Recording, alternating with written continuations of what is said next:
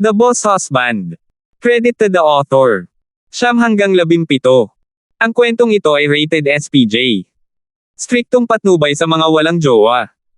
Ito ay bawal din sa bata, at matatandang walang asawa.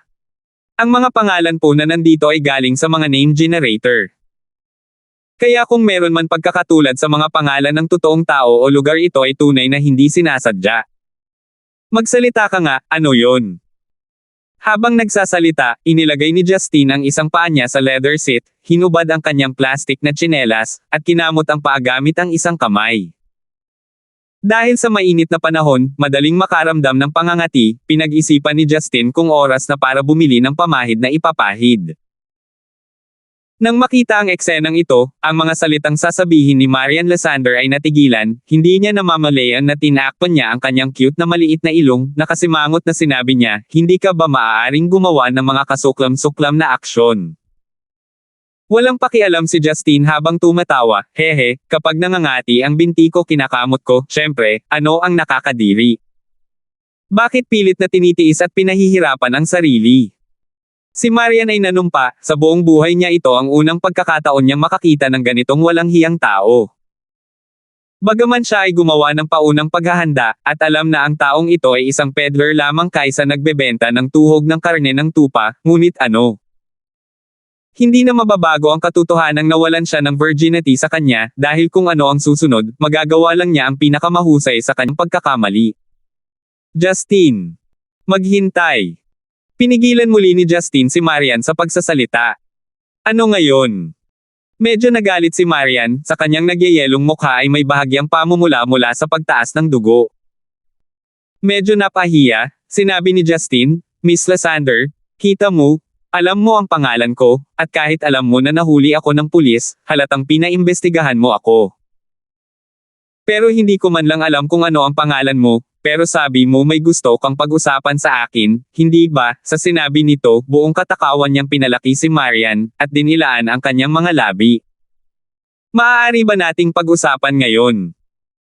Biglang pinagsisihan ni Marian ang kanyang desisyon, ang lalaking nasa harapan niya ay may masamang mukha, iba ang mundo sa tapat na lalaking inaakala niya, ngunit kapag itinoon niya ang kanyang isip sa isang bagay ay hindi siya nagbago ng puso.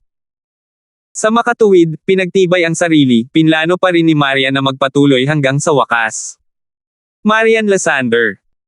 Parang nagmumuni-muni si Justine habang mahinang tumatawag ng ilang beses, sinabi niya, hindi masama, bagay sa iyo ang pangalan na ito. Ang lolo ko ang nagpangalan sa akin, ngunit hindi ito ang pangunahing punto, kailangan kong gawin mo ang isang bagay para sa akin. Pakiramdam ni Marian ay nakakadiri ang kanyang pangalan ng tawagin ng taong ito. Nagbabantay si Justine habang nakatingin kay Marian, iyon, Miss Lysander, hindi mo naman siguro gusto na bayaran ko ang utang ng pagtulong sa akin na magbayad ng piyansa, di ba? Wala akong pera, isa lang bulok na buhay. Nang makita ni Justine ang malinaw na nakakaawa na tingin, naramdaman ni Marian ang kakornihan, at tinatimad na tumingin muli sa kanya, tumalikod siya at sinabing, marry me. Ano? Marry me. Ang malarosas na mukha ni Marian ay tila umaagos mula dito ang katas, paulit-ulit ang kanyang sarili, ang kanyang boses ay mababa na parang lamok. Naghinala pa rin si Justine na mali ang kanyang narinig, napakaingat na ibinaling niya ang kanyang tenga, at paus na nagtanong, Miss Lysander, nakakapagsalita ka ba ng malinaw, bakit ko nalaman na may naririnig ako? Wala kang naririnig na mga bagay. Tila desidido si Marian, at bumalik sa malamig na mukha na walang pakialam habang sinabi niya, sabi ko, gusto kong pakasalan mo ako. Magpakasal ka agad. Pagkatapos ng salita na pumasok sa mga tainga ni Justine, walang ibang nagawa si Justine kundi aminin na wala siyang narinig, at hindi niya maiwasang mapangiti at sabihing, Miss Lysander, ito ay masyadong palpak sa iyo, hindi ba? Hindi mo naman masasabing gusto mo akong pakasalan dahil lang sa isang beses mo akong nakasama sa kama, di ba? Ang pag-aasawa ay isang bagay na may kinalaman sa buong buhay ng isang tao, naniniwala ako na kailangan mong muling isaalang-alang, huwag kumilos ng basta-basta. Sa pagkakataong ito ay hindi na siya biniro ni Justine, at sa halip ay taos puso at same time na kinausap si Marian, umaasang maiintindihan niya ito. Ngunit agad na umiling si Marian, hindi ako bata, malinaw ako sa aking ginagawa. Hindi rin naman ako bata, oras na para magpakasal ako, ngunit wala pang taong nababagay na pipiliin. Siyempre, huwag mong isipin na ikaw ang taong nararapat piliin. Dahil sa iba't ibang dahilan, nangyari ang mga bagay na iyon kahapon. Sa puntong ito, hindi sinasadyang namula ang magandang mukha ni Marian, pagkatapos ay sumunod agad siya ng, masasabi ko sa iyo ng malinaw, na ako ay isang napaka-reserved na babae. Kaysa mapilitan akong pakasalan ng lalaking hindi ako pamilyar at kinaiinisan, bakit hindi kita piliin, at least binigay ko ang unang pagkakataon ko sa iyo. Humihingi ng malalim si Justin, pagkatapos ay may malamig na ngiti na sinabi niya, Miss Lysander, naiintindihan ko ang ibig mong sabihin. The marriage you want is only for display, you need someone as a male protagonist that conforms to you. Kung ikukumpara sa ibang kandidato, parang ako ang pinakamadaling kontrolin, di ba? Nang marinig ni Marian na binanggit ang kanyang plano, hindi napigilan ni Marian na hindi mapalagay, ngunit hindi niya ito itinanggi habang tumango siya at sinabing, Justin, masisiguro ko, kung susunod ka sa akin, makalipas ang 3 taon, hindi hihigit sa 3 taon, kapag naging matatag ang karera ko, maghihiwalay tayo. Hindi mo kailangang magdala ng anumang pasanin o pananagutan, bukod pa rito, bibigyan kita ng malaking gantimpala, higit pa sa stall ng mountain skewers mo sa 10 buhay. Miss Lysander. Ang mukha ni Justin ay tila nagyelo, habang pabiro niyang sinabi, mukhang hindi mo lubos na naiintindihan ang isang bagay. Bagamat ako'y mahirap, at bagamat ako'y isang tindera ng tuhog ng tupa, hindi iyon nangangahulugan na ako ay magiging asawa ng isang babaeng wala akong gana sa pera, kahit na ito'y peke. Matatawag mo akong hypocrite, torpe or overestimating myself, pero ako bilang tao, hindi mainit ang ulo pero matigas ang ulo ko. Nasa akin ang aking mga prinsipyo, sa aking diksyonaryo, walang pariralang tulad ng peking kasal. Ikaw. Talagang hindi inaasahan ni Marian na, ang isang mabahong lalaki na napakawalang halaga na hindi siya maaaring maging mas walang kwente ay tatanggihan ang kanyang kahilingan, kahit na ito ay isang peking kasal lamang. Hindi kaya niya alam, sa buong Stonegate City kung gaano karaming mga gwapo at mahuhusay na lalaki ang gustong lumapit sa kanya, ngunit lahat sila ay walang konsiderasyon. Ngunit hindi pa tapos si Justin, nagpatuloy siya at sinabing, kung talagang isang reserbadong babae ka, hindi mo matanggap na naagaw ang iyong kailan isang puri, nakikiramay ako sa iyo, naaawa ako at nagkasala tungkol dito. Kung payag ka, liligawan kita ng tame time, hanggang sa magustuhan mo ako ng totoo, sa ganoong paraan, kung ikakasal tayo, matatanggap ko iyon. Kung talagang mamahalin kita ng buong puso, hindi mo kailangang mag-alinlangan, naniniwala ako na kahit sinong ordinaryong tao ay hindi kayang tanggihan ang iyong alindog. Gayunpaman. Gusto mo lang na ako ang maging panangga para sa iyong karera, magkunwaring 3 taon bilang asawa mo, ako, si Justin ay hindi kayang tanggapin iyon. Ligawan mo ako, ano ang aasahan mo para ligawan mo ako? Ang iyong tuhog ng tupa. Talagang nagalit si Marian, hindi niya nagawang gawing ulo o buntot ang kaiabangan ng lalaking ito.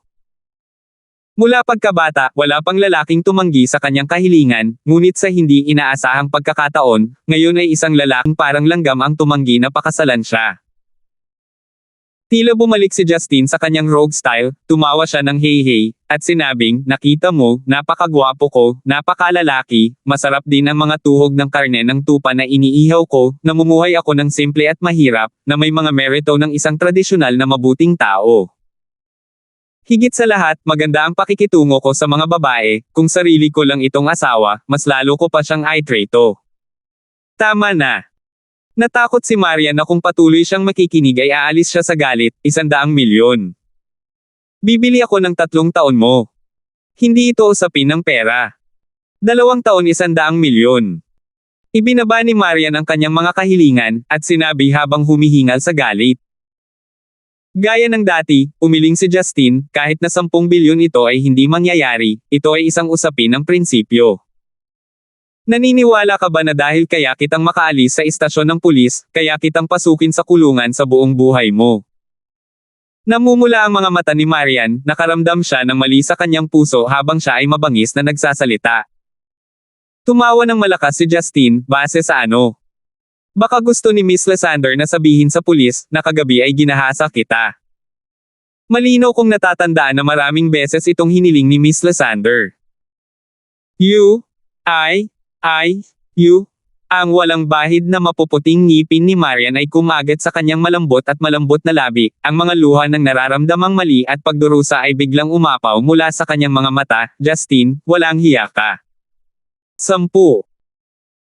Kung kalahating taon na ang nakalipas, at may babaeng umiyak sa harap ni Justine, inisip na lang ni Justine na ang smoke bomb ng kalaban ay nakakairite sa kanyang mga mata, o na ito ay isang pagtatanghal upang mabawasan ang kanyang pagbabantay, o mas malamang na isang kilos na mukhang maganda at nakakaawa para akitin siya. Ngunit ngayon, ang magandang babae sa kanyang harapan ay may koneksyon sa kanya, at tila umiiyak dahil sa kanyang mga salita. Nang hindi sinasadya, naramdaman ni Justine ang kanyang pagsiklab ng pagkakasala sa kanyang puso, kahit na pakiramdam niya ay hindi mali ang kanyang mga salita, ngunit sa isang modernong batang babae na pinanatili ang kanyang kailan isang puri sa loob ng mahigit 20 taon, ito ay talagang medyo malupit. Sige, huwag ka nang umiyak, hihingi ako ng tawad sa iyo, hindi ba?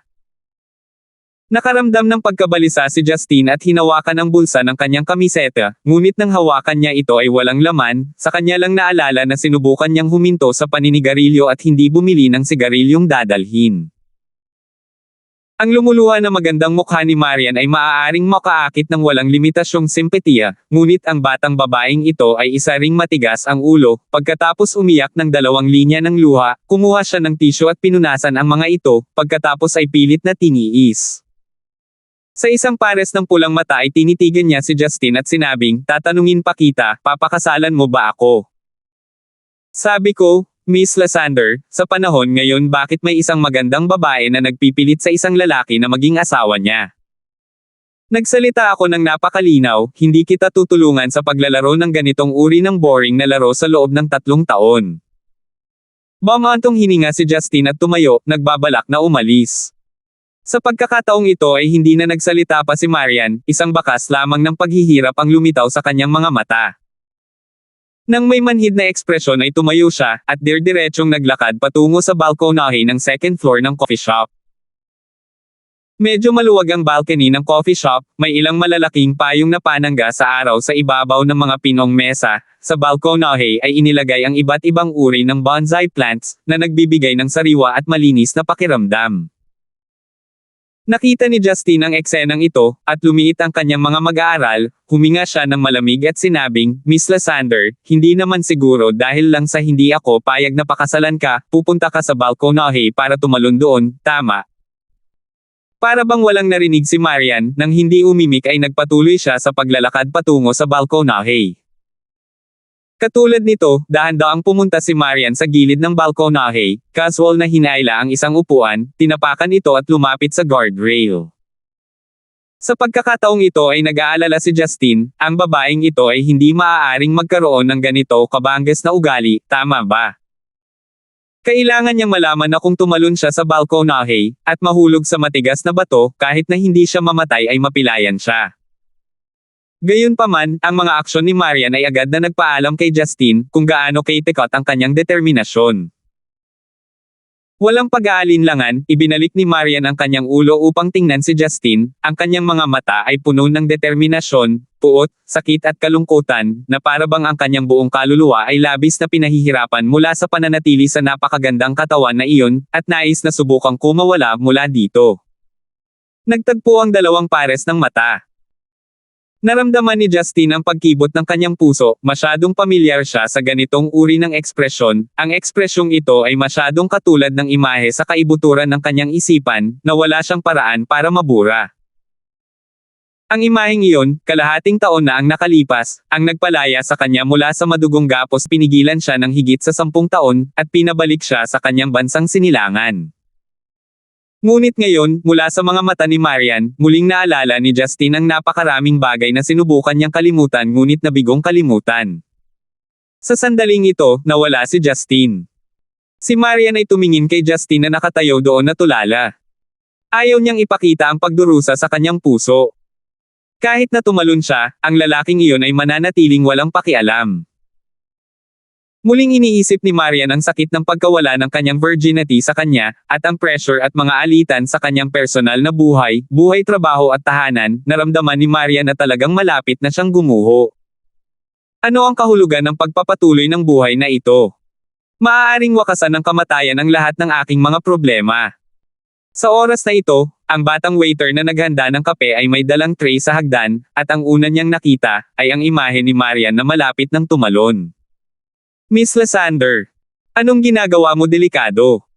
Nang magsalita ang lalaking waiter, isang figure ang dumaan sa kanyang mga mata, na nagdulot ng isang after image, napakabilis na para itong mga espesyal na epekto ng pelikula. Sa sandaling pinigilan ni Marian ang kanyang mga luha at tumalon na sana sa gusali, isang pares ng malalakas ngunit mapuwersang kamay ang biglang pumulupot sa kanyang maislan na baywang, na nagpatigil sa kanyang paglukso. Ang lahat ng ito ay nangyari sa isang iglap. Ang male waiter na nakatayo sa yulunan ng hagdan ay sadyang hindi makita ng malinaw ang aktwal na nangyari. Ang tanging nakita niya ay nasa balkonahe, ang lalaking may magaspang na damit ay nakayakap sa bewang ng dilag.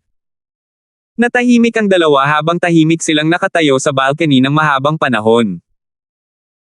Ang liwanag ng araw ay nakakalat sa mga berdeng halaman sa balkonahe, at sa binata at babae, na may kapaligiran na humahantong sa isang tao na makaramdam ng pagkakaisa at magkaroon ng hindi maliwanag na mga pantasya.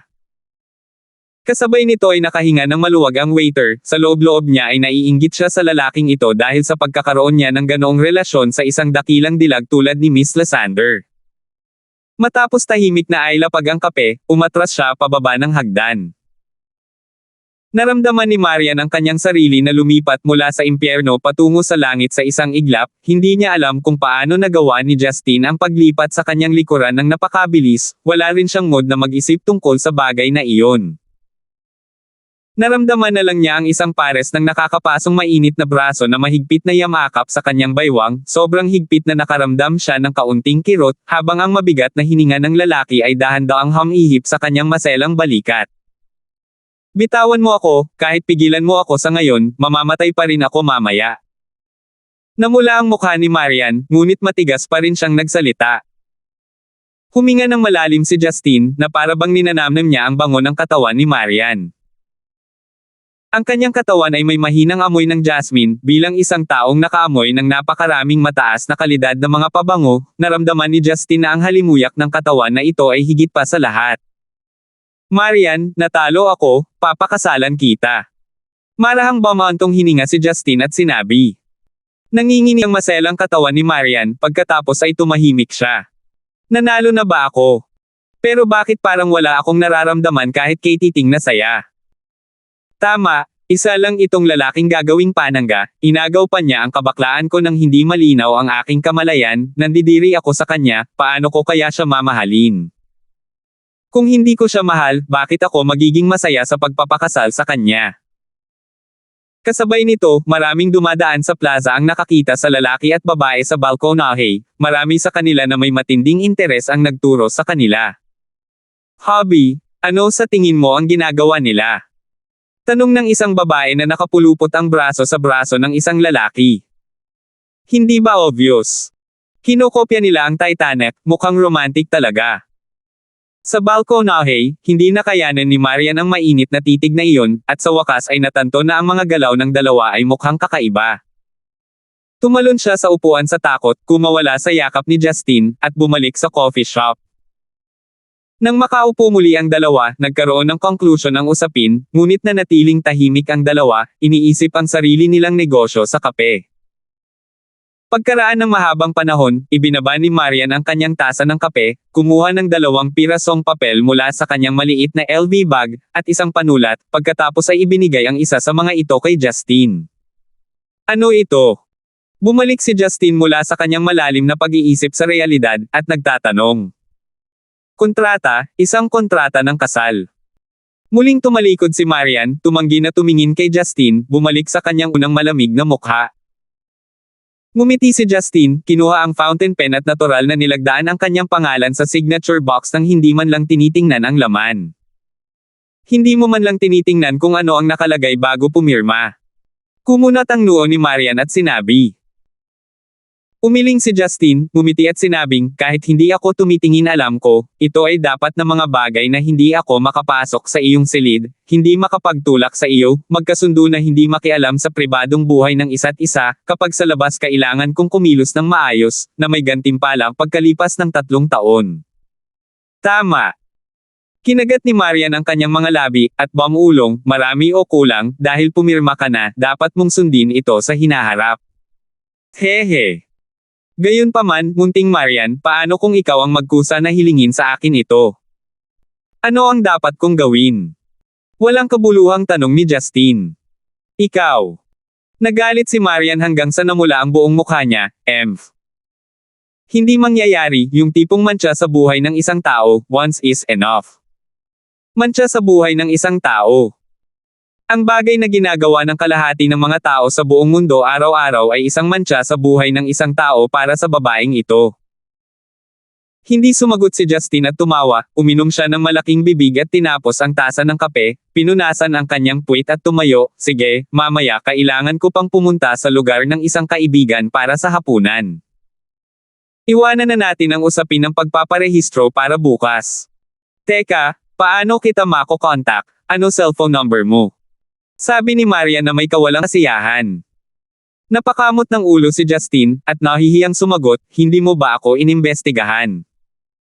Wala akong cellphone, kung bumili ako kailangan ko pang magbayad ng linya, wala akong pera.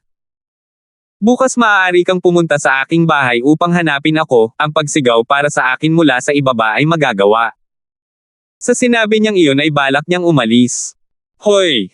Meron pa ba? Tumalikod si Justin. Ikaw, bawal mo akong tawagin ng ganyan. Nakita mismo ni Maria na ang anyo ng address na iyon ay napakahiyang sabihin, ito ay napakasayang. Naunawaan ni Justin sa isang iglap, at sinundan ng seryosong mukha habang sinabi niya, habang nagbid ka, aking Panginoong asawa. Agad na naramdaman ni Marian ang pag-ikot ng langit at pag-ikot ng lupa. Paano ko haharapin ang buhong na ito sa hinaharap? 11. Dahil pumayag na siyang maging panauhin sa bahay ni Audley, natural na hindi iyon makakalimutan ni Justin, dahil ang pagtupad sa kanyang pangako ang kailangan ng mga lalaki sa kanilang pagkatao upang maging mahusay. Muling pinalaki ni Justin ang isang maliit na bagay sa lawak ng pagiging sukdulang kaluwalhatian ng sibilisasyon ng tao. Dahil sa pagiging sira, at hindi gustong manatili pa sa may elo ngunit baliw at magandang babae na nagngangalang Marian, pinili ni Justin na bumalik sa bahay na naglalakad. Dahil ang paglalakbay ay hindi mahaba, at sa pisikal na kakayahan ni Justin na higit pa sa imahinasyon ng mga ordinaryong tao, ang paglalakbay pauwi na ito ay hindi nangangailangan ng maraming pagsisikap. Gabi na noon, kaya pagkatapos maligo sa bahay, muling binuksan ni Justin ang kanyang kahoy na dibdib, pinagmasdan ang kanyang tingin dito, pagkatapos ay kumuha ng maputlang asul na puting stripe na kamisete at isang pares ng klasikong purong puting shorts para sa kanyang lower half. Matapos ay bote ng ilan sa kanyang mga butones sa mga maling lugar, tiningnan ni Justin ang kanyang refleksyon sa basag na salamin sa dingding, sa wakas. Medyo gwapo siya.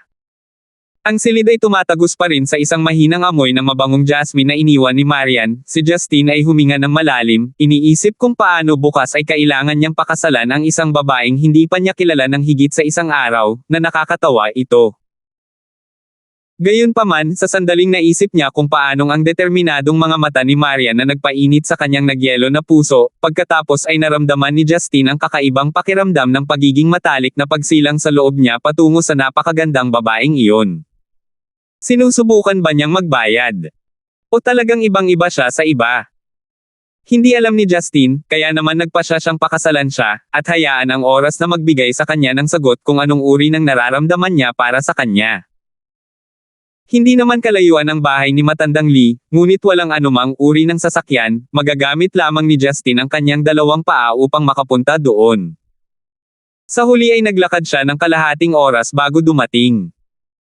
Iyon ay isang lumang residential area sa West Region, na napapalibutan ng mga sibilyan na kulang sa pera upang lumipat sa isang bagong tahanan, ang mga henerasyon ay nakatira sa archaic na Jiangnan-esque area na ito. Matapos dumaan sa ilang maliliit na bahay na may mga usok na lumalabas sa kanilang mga semenea, kumatok si Justin sa isang napakadate na pulang pinto na gawa sa kahoy.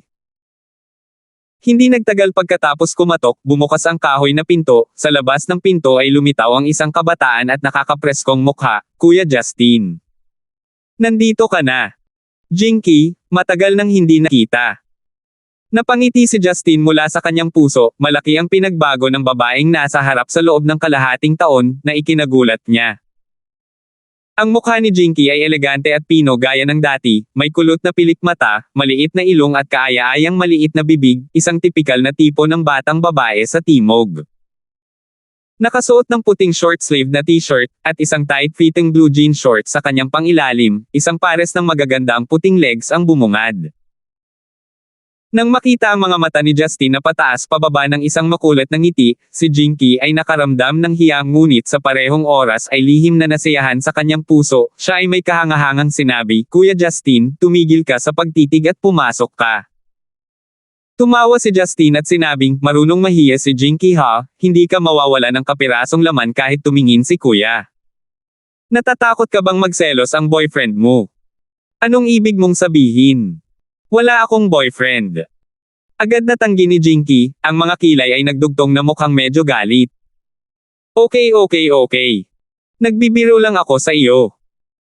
Medyo walang magawa si Justin, halatang masasabi niya kung ano ang iniisip ng babaeng ito, ngunit ang katawan niya ay puno ng maitim na dugo, paano niya madudumihan ang ganoong dalisay na kaluluwa. Kaya naman, palagi siyang naglalayo at ipinaalala sa kanya na siya ang kanyang kuya at hindi siya ang lalaking iniisip niya. Sa loob ng sala ni Matandang Lee, masayang tinanggap siya ni Matandang Lee, Munting Gibson, tinutulungan ng anak kong si Jinky ang kanyang ina sa pagluluto kanina, ngunit nang marinig niyang kumatok ka sa pinto ay sumugod siyang lumabas na parang kuneho. Huwag kang magsalita ng kalokohan si Dad. Si Jinky ay muling mukhang nahihiya, kumapit kay Audley at hindi na hinayaang magsalita pa. Tumawa si Justin at umupo kasama si Audley. Ang mga muwebel sa bahay ay nasa lahat ng dekada, na may pulang pintura na medyo natuyo, ngunit nagpahayag ng ilang mga lumang panlasa. Sa ilalim ng madilim na liwanag, lumilipad ang mga langaw sa tag-araw sa loob ng bahay, ang koridor ay may simoy ng hangin, na nagdudulot ng isang mapayapang kapaligiran. Sa pag-inom ng tsaang inilabas ni Jinky, biglang nakaramdam ng kasiyahan si Justin. Tumingin siya sa kalangitan ng gabi, medyo natulala. Bata, huwag kang magpakita ng dismayadong tingin, isang magandang kinabukasan ang naghihintay sa iyo. Malumanay na sabi ni Audley, umiinom ng kanyang green tea. Bumalik sa katinoan si Justin, ngumiti at nagsabi, sa mga araw na ito, ang mga babae ay parang mga lalaking mukhang sophisticado, hindi ba nagsasanay lang ako para mukhang sophisticado? Hehe. Tumawa si Audley. Little Gibson.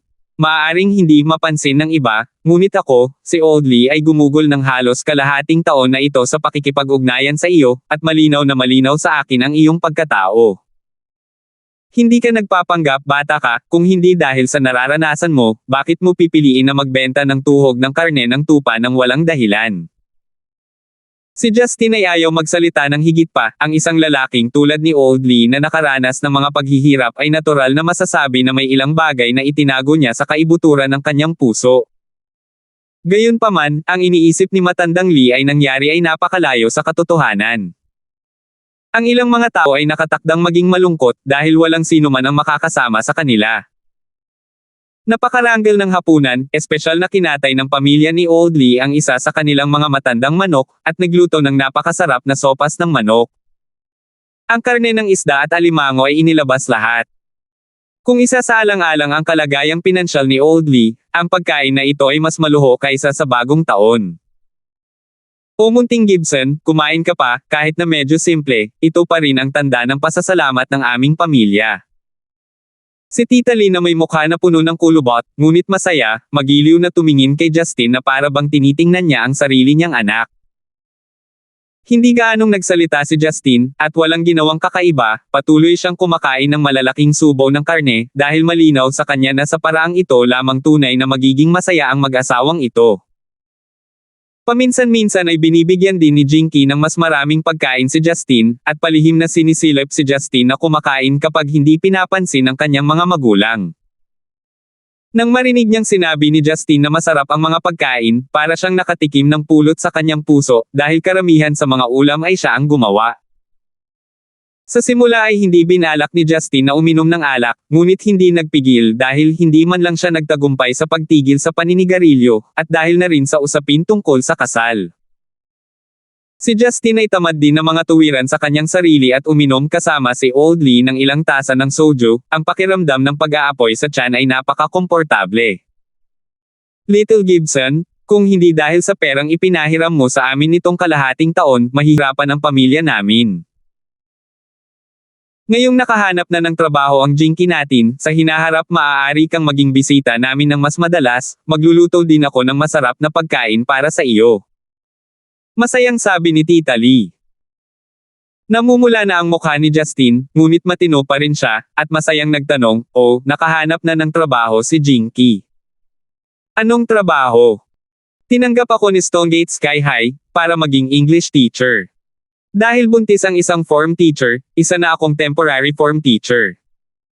Tahimik na ngumiti si Jinky. Isang guro. At kahit English teacher at form teacher, hindi talaga simple si Jinky ha. Tumango si Justin ng may kasiyahan, hindi rin mababa ang sahod, pagdating ng panahon huwag mo akong kalimutan, ang iyong kuya Justin. Ang mag-asayo ni Tandang Lee ay buong pagmamalaki rin, ang kanilang yumaong ipinanganak na anak na babae, sa wakas ay nagkaroon ng magandang kinabukasan ngayon. Ito ay natural na nagpasaya sa kanila. Nahihiyang nagpout si Jinky at sinabing, kung gayon, dapat pumunta si Kuya Justin sa paaralan at hanapin ako kapag libre ka, kung hindi, paano ko maaalala si Kuya Justin? Sige, pupunta talaga ako. Ang Sky High ay isang kilalang high school, hindi pa ako nakakapunta doon. Masayang sumagot si Justin. Pagkatapos kumain, si Justin ay magiliw na hinayla ni Old Lee para uminom ng tsaa at maglaro ng Chinese chess.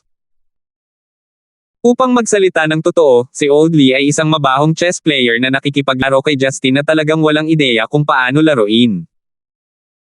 Habang si Jinky ay magiliw na sinamahan ang kanyang ina sa paglilinis ng mesa.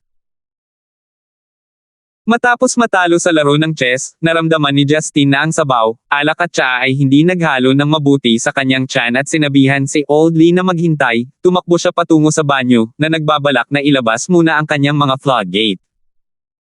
Ang palikuran sa bahay ni Old Lee ay nasa likod ng bahay, isang hiwalay na barong-barong.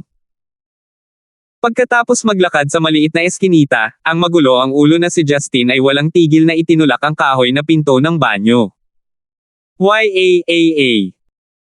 Isang matalim at panik na tunog ang pumasok sa mga tainga ni Justin, agad na itinaas ang kanyang ulo, natulala si Justin. Sa harap ng kanyang mga mata ay si Jinky na tila kakaligaw lang, sa sandaling ito ay walang anumang bagay sa kanyang katawan ang munting dilag na ito. Bagamat ang 40 watt na bumbilya ay hindi masyadong maliwanag, ngunit sapat na ito upang malinaw na makita ni Justin ang baywang na puno ng kabataan at sigla. Ang isang maliit na patch ng itim ay nakasabit sa baywang, ang malapaminta na mainit na suso ni Jinky ay nagmamadaling tinakpan ng kanyang kamay, ngunit mahirap itong takpan dahil sa katabaan nito, naging mga bilog na cake. Bahagyang nasa ibaba ng mga suso, ay isang makinis na baywang na walang labis na laman, ang kabilang kamay ni Jinky ay natakpan ang makapal na rainforest, na ang kanyang mga bilugang hita ay mahigpit na nakakapit sa erogenous zone na iyon. Hindi alam ni Jinky na ang pagkilos niyang ito ay kapansin-pansing nagpapataas sa kanyang pang-akit. Si Justin ay orihinal na nahihilo dahil sa alak at pinalakas ng mga hormone, sa ngayon ay nakikita ang hindi hinog ngunit nakakaakit na katawan ni Jinky, hindi niya napigil ang lunukan ang kanyang laway, isang bahagi na nagtataglay ng marahas na pagnanasa ay tumaas. 12. Kuya Justin. Lumabas ka na. Tumalikod si Jinky, ngunit sa takot na makita ang kanyang bilog na pang-ibaba, natarante siya sa puntong malapit na siyang umiyak. Nakikinig sa mga pakiusap ng binibini na walang kahit katiting na karumihan, sa wakas ay pinakalma ni Justin ang kanyang namumula na mga mata, huminga ng malalim, pinigilan ang kanyang mga pantal na pagnanasa, pagkatapos ay agad na isinara ang mga pinto at umatras. Pagkaraan ng ilang sandali ng tahimik na paghihintay sa labas, si Jinky na nakasuot ng maayos ay lumabas na nakayuko, na may pamumula na kumalat hanggang sa mga tainga ng dalaga. Humihingi ng tawad si Justin, pasensya na Jinky, hindi ko sinasadya. Tumugon si Jinky na may manipis na lamok na, oo, at sinabing, ay. Alam ko. Si Kuya Justin ay isang mabuting tao. Mabait na tao ha. Marahan na bang si Justin na may maasim na ngiti, pagkatapos ay nagsabi, Jinky, sa hinaharap, kapag kumita ka ng pera dapat mong bilhin ang iyong sarili ng isang magandang apartment, kahit isang pautang ay ayos lang, hindi maginhawa para sa isang binibini na tulad mo na laging nakatira kasama ang iyong mga magulang. Oo. Mahirap sabihin kung talagang narinig ng batang babae ang sinabi, dahil mayroon siyang hitsura ng isang sugatang maliit na tupa na maaaring pumukaw ng awa. Bumantong hininga si Justin, gabi na, magpahinga ka na, bukas kailangan mong pumasok sa trabaho. Bilang isang bagong guro kailangan mong gumawa ng isang mahusay na track record. Uuwi ako pagkatapos gumamit ng palikuran. Oo. Kuya Justin, ingat ka. Mahina pa rin ang boses ng dalaga, ngunit talagang maaaring maging sanhi ng pagkatunaw ng buto ng isang lalaki. Ang aksidenteng pagkakita kay Jinky na shower ay naging ganap na matino si Justin, ang pusong-puno ng pagkakasala sa inosenteng babae. Si Justin ay umuwi na may mga palm mula sa matandang mag-asawang Lee. Matapos isara ang pinto, nagsimulang mag-usap ang mag-asayo ni Tandang Lee tungkol kay Justin. Si Tia Lee, na may pag-aalala ay nagsabi, matandang lalaki, sa palagay mo ba ay nahulog ang aming Jinky sa maliit na Gibson? Bakit parang tuwang-tuwa ang kanyang mga mata kapag tinitingnan ang maliit na si Gibson? Mabuti ang mag-fancy, medyo compatible ang Little Gibson at ang Jinky natin, hindi ba? Masayang sabi ni matandang Lee. Ano ang sinasabi mo? Little Gibson has a great personality which is a good thing, pero di ba tindera pa rin siya ng tuhog ng karne ng tupa? Ang aming Jinky ay naging guro sa high school, hahayaan mo bang magpakasal si Jinky sa isang taong nagbebenta ng tuhog ng karne sa hinaharap? Galit na sabi ni Tita Lee. Isang hila ng matandang Lee ang kanyang sigarilyo sa kamalungkot na sinabi, ano ba, minamaliit mo kaming maliliit na maglelako. Malaki ang naitulong sa amin ni Little Gibson, kung hindi dahil sa pamilya namin, magtitinda lang ba siya ng tuhog ng tupa? Nang makitang nagagalit ang kanyang asawa, huminto si Tita Lee sa pagsasalita, ngunit sa kanyang puso ay nakapagdesisyon na siya, determinado siyang hindi kailanman papayagan ang kanyang anak na makasama ni Justin, sa pinakamaraming bagay, ililibre niya si Justin sa ilang pagkain, bilang kabayaran kay Justin. Hindi pa alam ng matandang mag-asawa, ang kanilang mahal na anak na si Jinky, ay kasalukuyang nasa itaas ng bintana na palihim na nakatayo, na may namumula na mukha at tumitibok na puso na pinapanood si Justin na umalis. Sa tabi ng ilog, bumili si Justin ng $2 na pakete ng mga sigarilyo sa West River mula sa isang convenience store, at naninigarilyo habang naglalakad patungo sa kanyang tirahan. Sa kanyang puso, naisip niya ang oras na siya ay unang bumalik sa bansa, ang mga piraso at piraso ng pagkikita ni Jinky at ng kanyang pamilya, at kung ano ang nagsimula bilang isang hanggal na munting brat ay biglang naging isang magandang dalaga. Hindi nakakatulong na maramdaman ang 18 pagbabago ng isang lumalagong babae * at ang hindi mahuhulaan ng mundo. Naaalala kung paano noong panahong iyon ay siya mismo sa tabing ilog na ito ang nagligtas kay Jinky na muntik ng ma-rape ng mga bastos, pagkatapos ay nakilala ang pamilya ni Old Lee. Marahil bawat babae ay may bayani sa kanilang mga puso, sa kabila ng pagiging tindera ng tuhog ng karne ng tupa, sa puso ni Jinky, siya ay espesyal. Patuloy na puno ng ganoong mga pag-iisip, hindi na mamalayang naglakad si Justin patungo sa pantalan ng ilog, na sa ilalim ng manipis na kumakalat na ilaw ng kalye ay tumambad sa malabong pakiramdam ng kagandahan. Dumaan ang simoy ng tag-araw, na nagdadala ng isang napakalamig na lamig. Sa oras na ito, isang malaki at matangkad na SUV ang lumitaw sa unahan ng kalsada. Nagningning ang mga mata ni Justin, pagkatapos ay tumingin sa bakod sa tabing ilog, sa hindi inaasahang pagkakataon ay may nakatayong isang matangkad na babae na nakaitim na damit. Ang pag-anod ng mga alon ay gamulong, ang liwanag ng lampara sa kalye ay nagpakalat ng mga guhit ng rosas na pula, na nagdulot ng isang kaakit-akit na puting mukha. Isang matubig na pares ng mga mata ang nakatitig sa malayong malabong yate, na nagpapahayag ng kaunting kalungkutan. Ang mahusay na nabuong figure na ito ay nagpakita ng isang mature na uri ng alindog, sapat na suso, mabilog na puwit, nakaimpake sa isang itim na cotton dress ngunit nakakaakit pa rin ng mga mata ng mga tao. Sa ilalim ng mga payat na hita na nababalot ng isang pares ng kulay beige na medyas, ay isang pares ng kulay kristal na sapatos na may mataas na takong, isang marangal at eleganteng amoy na kumalat mula sa kanyang katawan. Ito ay talagang ang pinakamahusay na uri ng biktima para sa gabi. Isang tingin lang ang kailangan ni Justine. Kanina dahil sa pagkakita sa hubad na katawan ni Jinky na kumukulo ng kanyang dugo, muli ay may mga indikasyon ng pagkasunog. Magandang kotse, hindi ko akalain na sa lugar na ito makikita ko ang modelong ito ng Land Rover na limitado lamang sa 4 na po sa buong bansa. Malungkot na papuri ni Justine, dahan-daang nakasandal sa railings. Ibinalik ng magandang babaeng may asawa ang kanyang malayong mga mata, marang ibinaling ang kanyang ulo, na may mga mata na may ilang pagkakataon ng pagkalito at pagkagulat, ngunit ang sumunod ay isang maganda at magandang ngiti. Nakikilala mo ba ang sasakyang ito? Higit pa sa pagkilala, ang ganitong uri ng British handmade Land Rovers, ako noong mga taong iyon ay sumabog ng hindi kukulangan sa ilang daang. Maasim na tumawa si Justine sa kanyang puso at kasabay nito, ang kanyang mukha ay nagpakita ng kasiyahan at masayang sinabi, Anniversary, ang Land Rover's 40 Years Remembrance Edition, maximum power of 375 kilowatts of 5-watt, supercharged. Hindi ako nagkamali. Hindi ko maintindihan ang isang bagay na sinabi mo, gusto ko ang kotse na ito, kaya binili ko ito. Hinaplos ng ginang ang tumataas na buhok, ito ay isang simpleng galaw ngunit nakakaakit at nakakaakit. Hindi ba lahat ng babae ay gusto ng maliliit at eleganteng mga sports car?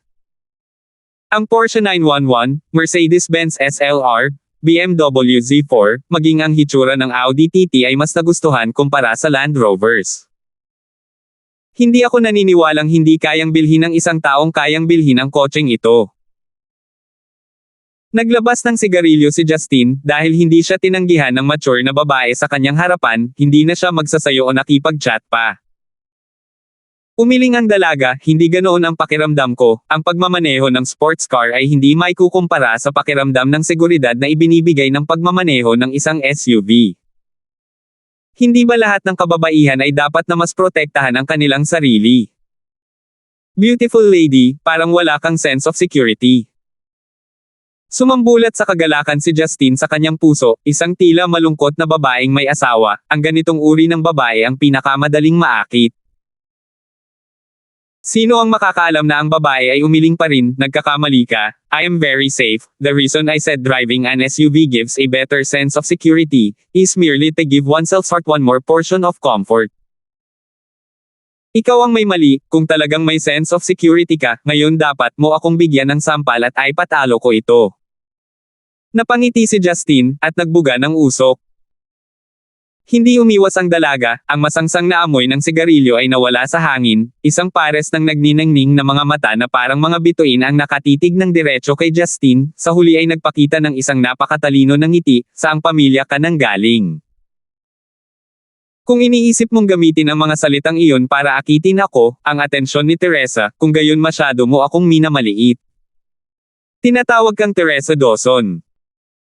Tahimik na tumawag si Justine ng 2 beses, tumawa at nagsabi, hindi ako ang young master ng anumang pamilya, isa lang akong mountain scorer, kung may oras ka sa ibang araw maaari kang pumunta sa palengke ng kanlurang rehiyon upang hanapin ako doon. Tindera ng tuhog ng tupa. Seryosong sinuri ni Teresa si Justine ng ilang sandali, hindi napigilan, isang puchi na tawa ang lumabas. Saglit siyang nanginginig dito sa kasinabi, munting gwapo, tinatrato mo ba ako bilang isang tanga o niloloko mo ba ang iyong sarili? Nagtitinda talaga ako ng mountain scorer, although wala akong business license.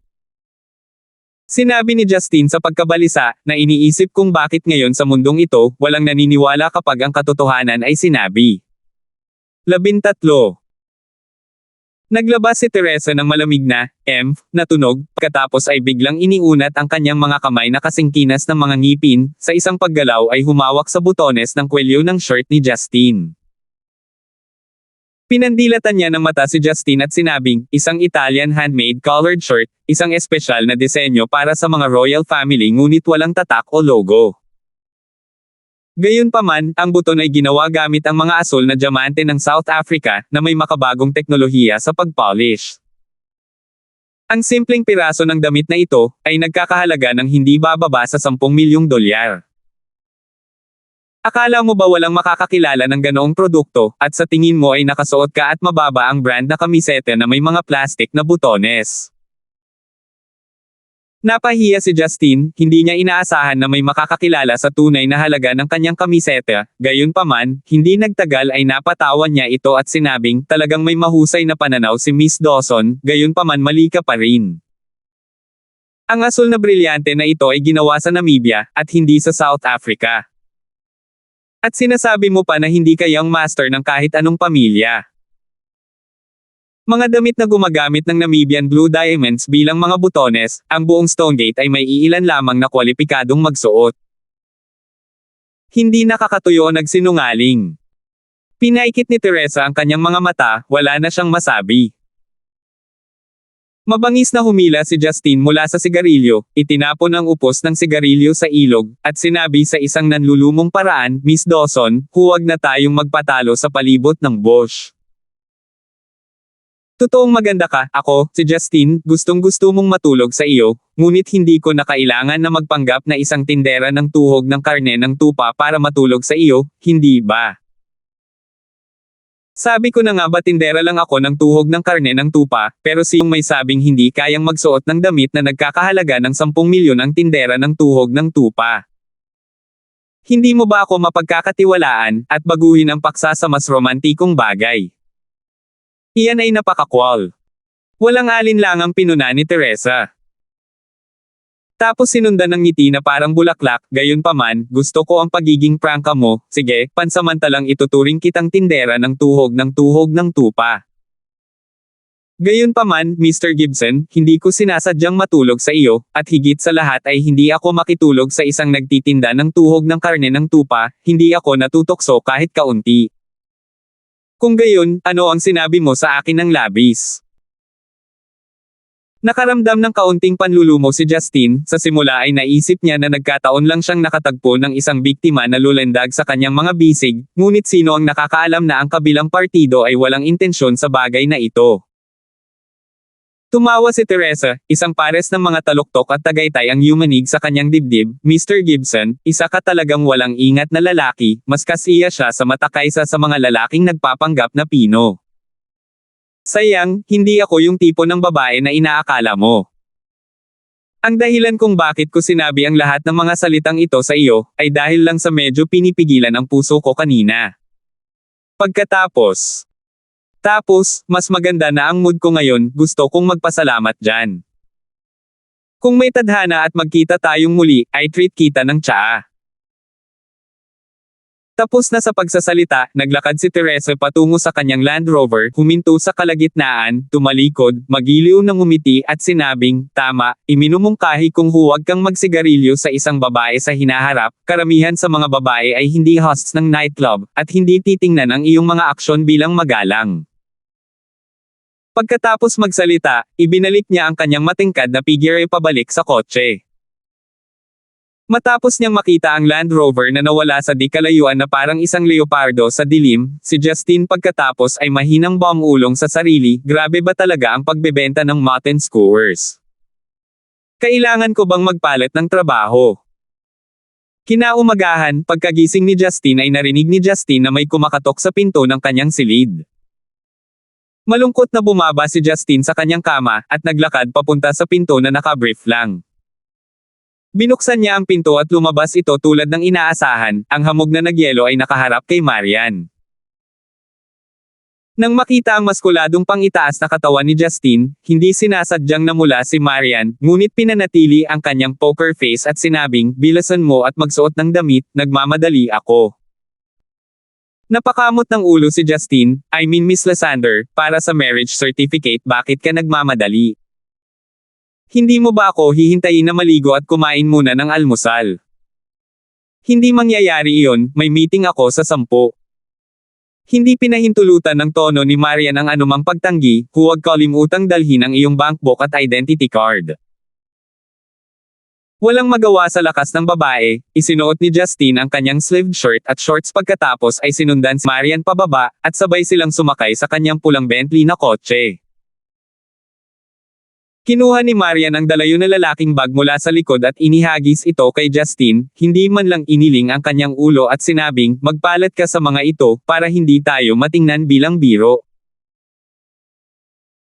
Ngayon lang napansin ni Justine, ngayon ay nakasuot si Marian ng isang formal na OL, office lady, suit, ang kulay beige na suit na halatang gawa ng mga kamay ng mga propesyonal, na may mga umaagos na linya na tumatakip sa kaakit-akit na mga kurba ni Marian, na nagpatalsik sa malamig na yelo ngunit puno ng intelektual na ugali na magandang mukha. Sa mata ng mga tao ay talagang kaakit-akit na sapat upang sirain ang isang bansa. Hehe, wifey. Hindi pa tapos ang official marriage pero nakabili ka na ng damit para sa asawa mo. Walang kahihiyang tumawa si Justine, at kinuha mula sa malaking bag ang isang pares ng Armani suit at pantalon, at pati na rin ang isang pares ng bagong-bagong sapatos na katad na Pierre Cardin. Malinaw na maraming pinag-isipang paghahanda ang inilagay. Seryosong nagmamaneho si Marian at nagkunwaring walang narinig, tamad na tumugon sa bastos na tono ni Justine. Napakabilis ni Justine, kahit na nasa makitid na upuan, walang kahirap-hirap siyang nagpalit sa bagong set na ito ng marangyang damit, at napaka-narcissistically ginamit ang salamin ng kotse para magsuklay ng buhok. Ang buong pagkatao niya ngayon ay mukhang 100 beses na mas nakakapreskong. Bagamat patuloy siyang umaasa, hindi napigilan ni Maria na palihim na sumilip kay Justine sa ilang pagkataon. Nang makita ni Marian si Justine na nakasuot ng western suit at korbata, naramdaman ni Marian na bumilis ang tibok ng kanyang puso.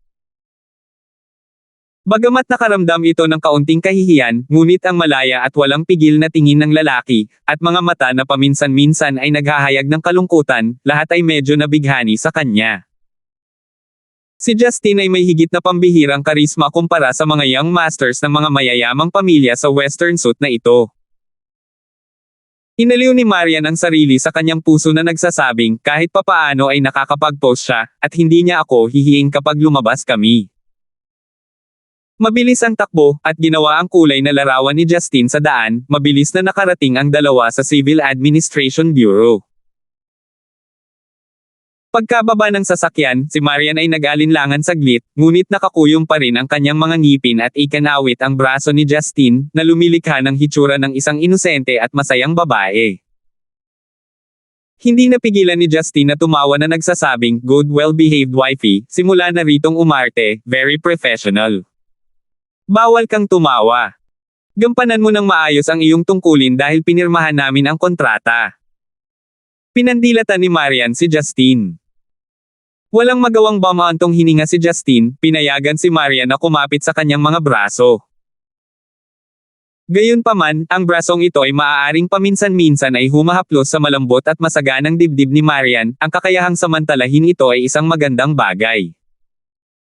Naramdaman din ito ni Marian, ngunit galit na itinikom ang kanyang mga ngipin at nagtiis. Pagkatapos ng lahat, sa hinaharap ay magkakaroon ng maraming mga araw na nangangailangan ng ganoong pag-arte, kaya kinakailangan na hayaan ang kanyang masamang tao na mag-freeload ng kaunti. Pagpasok sa mga pangunahing pintuan ng Civil Administration Bureau, ang talentadong lalaki at magandang babae ng dalawa, IDM para sa isang huwarang mag-asawa, ay mukhang nakaakit ng atensyon ng lahat. Si Justine, na ang buong katawan ay nakasuot ng branded na mga gamit ay tila cool at libre, habang si Marian ay natural na maganda hanggang sa puntong ang isda ay sumisid ng mas malalim sa tubig sa kahihiyan, at ang mga ibon ay mahuhulog dahil sa pagkalimot kung paano lumipad dahil sa kanyang mapang-akit na kagandahan. Sa mga mata ng mga tao sa paligid ay para silang isang match made in heaven. Ang manggagawa ng Civil Administration Bureau ay nag-verify na lamang ng mga dokumento ng dalawa, saka mabilis na nagpatuloy sa mga pamamaraan, na puno ng mga ngiti ng pagbati at sinabi sa dalawa, congratulations sa inyong dalawa, ito ang marriage certificate ninyo, please take good care of it. Tunay kayong mag-asawa na nakakainggit sa mga tao, at tiyak na mabubuhay ng matagal at magandang buhay na magkasama. Hinawakan ni Marian ang palso ni Justine, habang tinatitigan ng mga tao sa paligid ang kanyang mukha ay nakaramdam ng matinding init sa loob ng mahabang panahon. Nang matanggap niya ang marriage certificate, pakiramdam niya ay nasa panaginip siya dahil sa sobrang katakataka nito. Nagpakasal talaga ako, sa isang lalaki na isang araw ko lang nakilala at pinakasalan. Si Marian na may nalilitong mga mata ay sumulyap kay Justine, na pagtanto na ngayon ay tulala ding nakatitig si Justine sa marriage certificate, na bigla. Napuno din ba siya ng masalimuot na emosyon? Ano kaya ang iniisip niya ngayon? Ayaw niya ba, o masaya siya? Biglang naitanong ni Marian sa kanyang sarili ang mga tanong na ito, pagkatapos ay nakaramdam ng takot. Bakit ko naman iisipin ang iniisip niya? Biglang lumingon si Justine, humarap kay Marian, ngumiti ng masama pagkatapos ay nagsabi, ano ang problema ng aking asawa? Hindi naman pwedeng magsisi ka kaagad pagkatapos mong matanggap ang marriage certificate, di ba? Dahil ikaw ang pilit na humila sa akin dito. Sa tingin mo payag talaga akong pakasalan ka? Mapait na sinabi ni Marian sa isang maliit na boses, gayunpaman maaari kang maging kalmado, kapag ako si Marian ay nagpasya sa isang bagay na hindi ko nababalikan, kailangan mo lang na kumilos ng maayos at makipag-ugnayan sa akin upang kumilos para sa 3 taon na ito. Sapat na kung hindi ka gagawa ng mga problema para sa akin.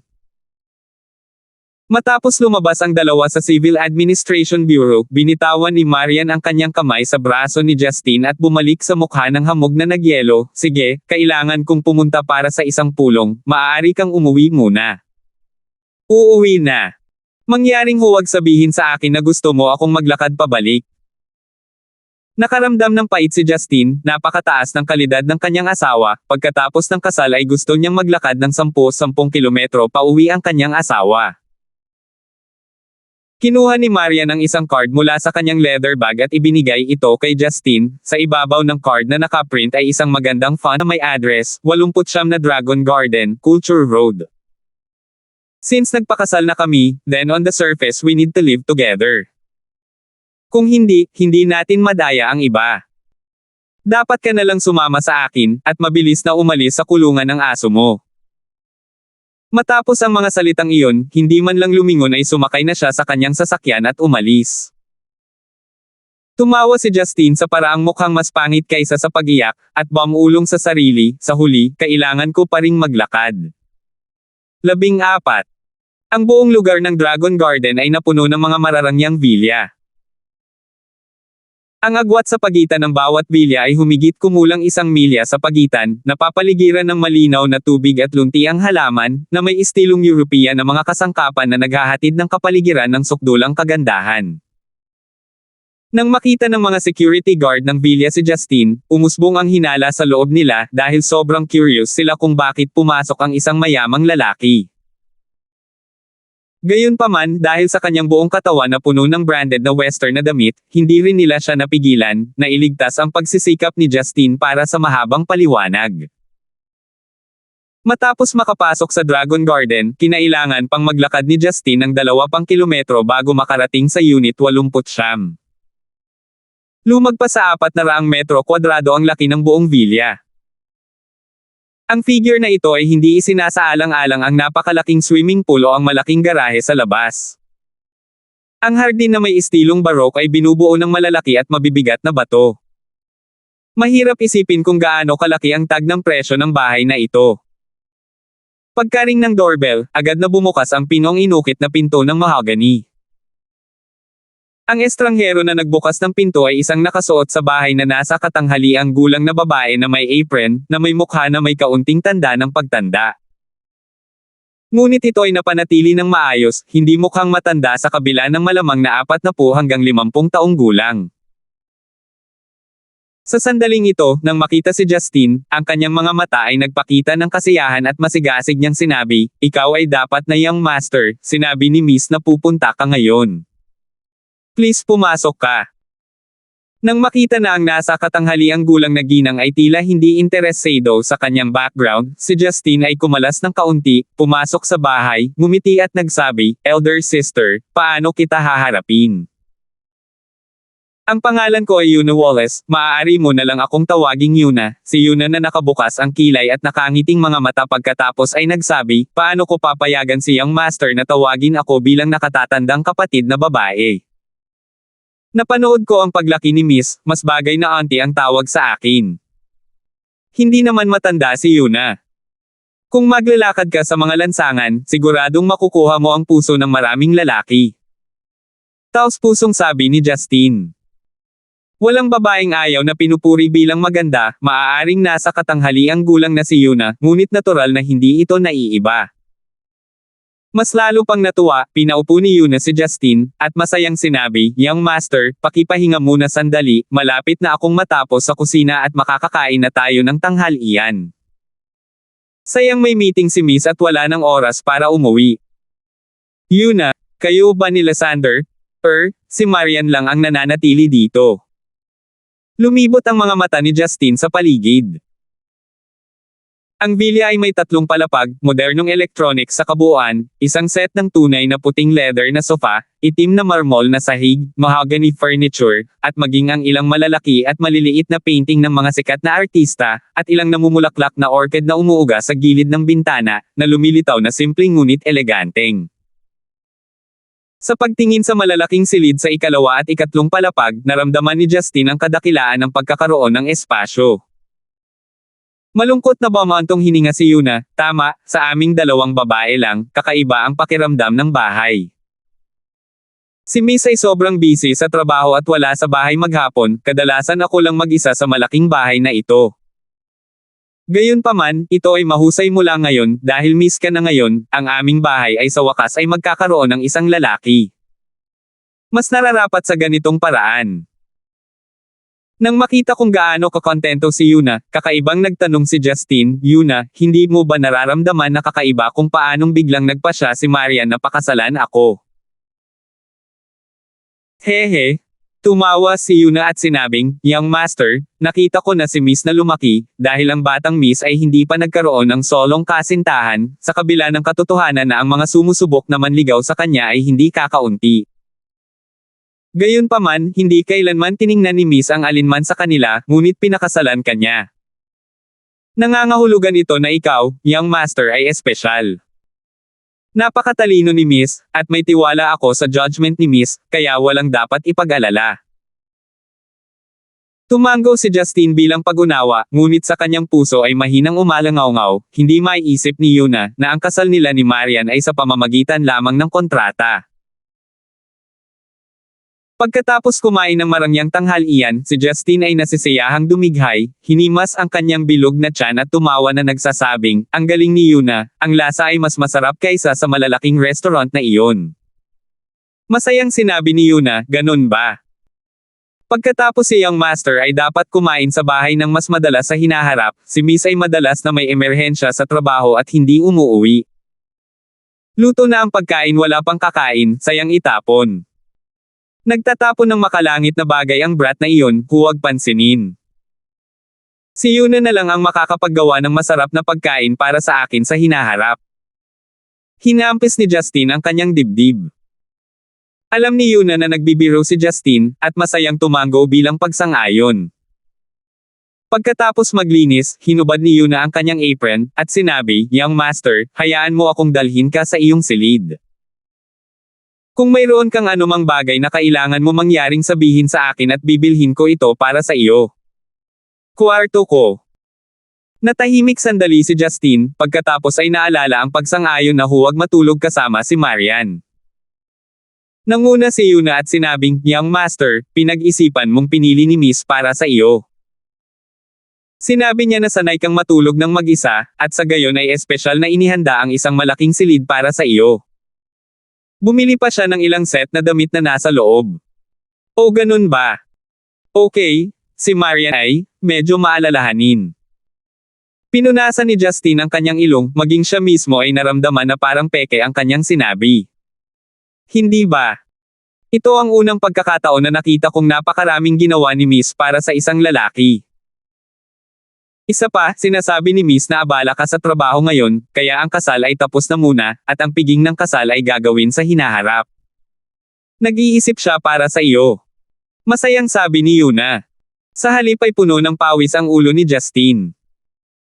Ano ito, kaya matagal nang naghanda ang sisiw na iyon ng mga kontra laban kay Yuna sa pamamagitan ng pagtulak sa akin ng lahat ng problema. Gaano kaya kaabala ang pagbebenta ng mga tuhog ng tupa?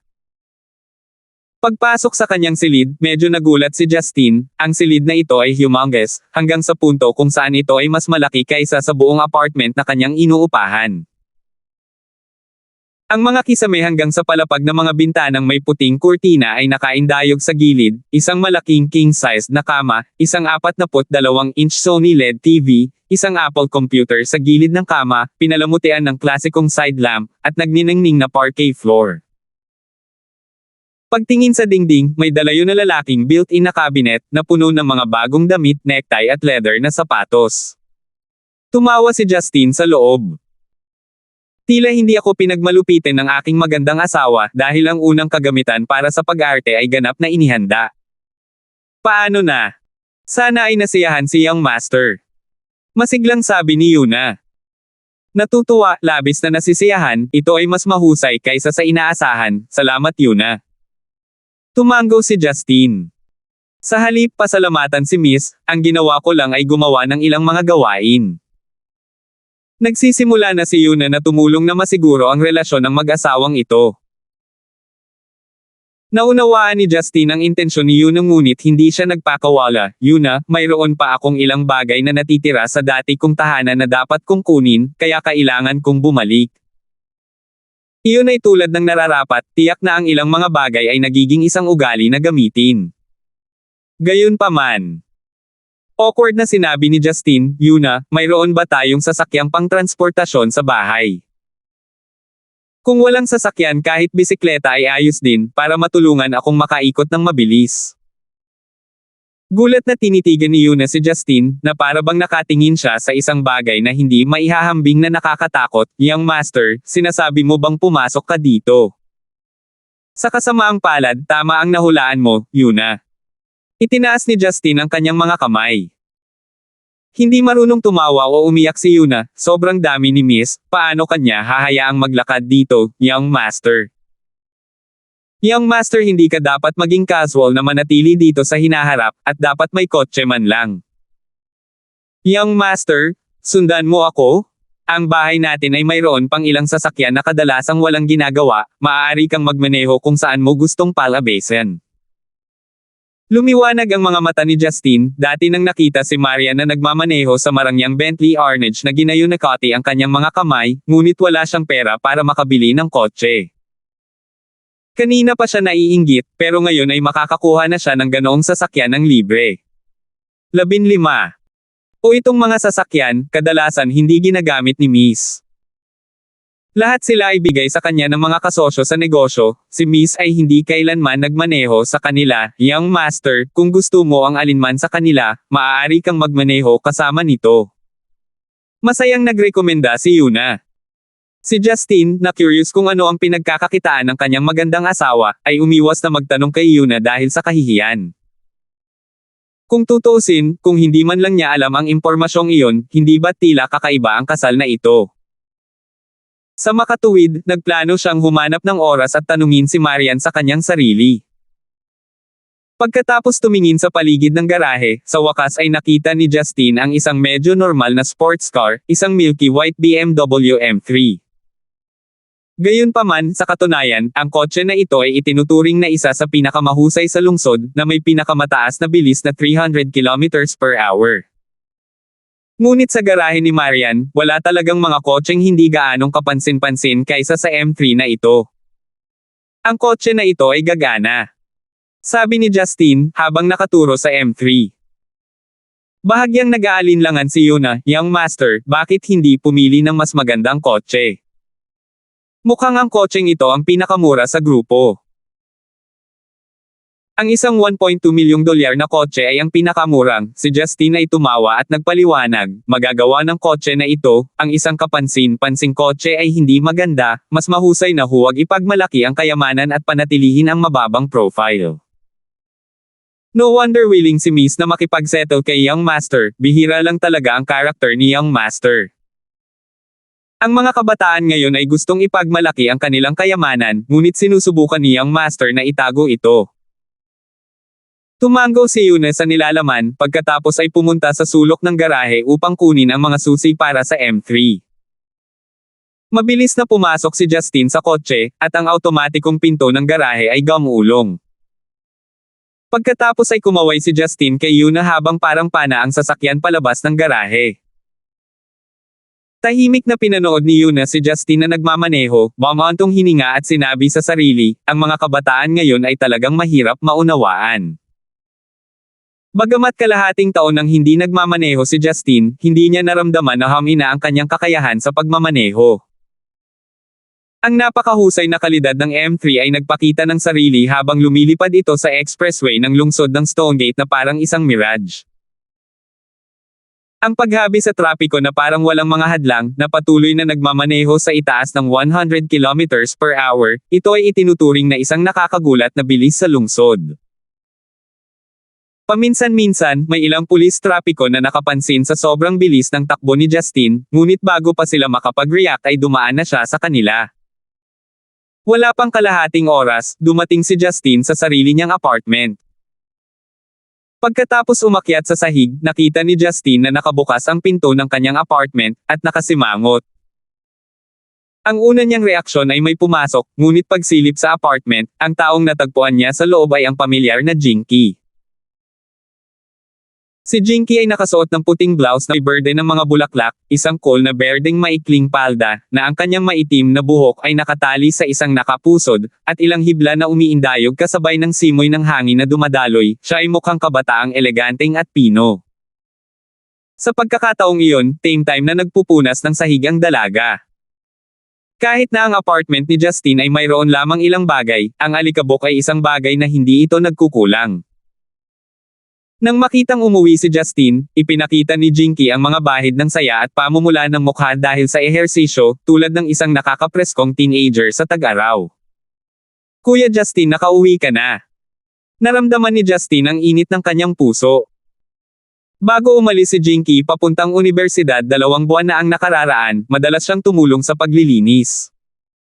Ngayon pagkatapos bumalik na may trabaho, nakahanap pa rin siya ng oras para tulungan siyang linisin ang kanyang apartment.